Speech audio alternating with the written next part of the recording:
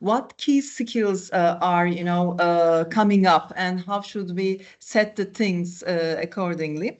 So let's assume that Puneet, a company will start skill-based pay design from scratch, and they're doing it for the first time in their life. What are the typical steps, typical process that they need to follow? I mean, it will be great if we can give the audience maybe a step-by-step guide.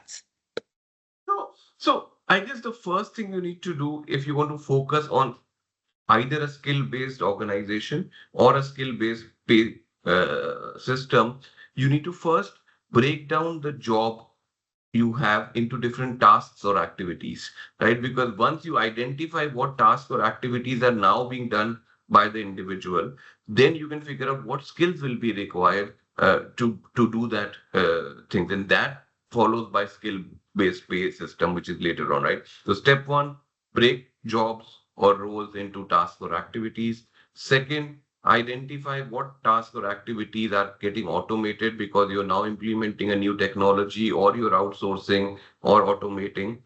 Then whatever work is required, what will it require? So what kind of a competency or a skill will be required to deliver that task around it?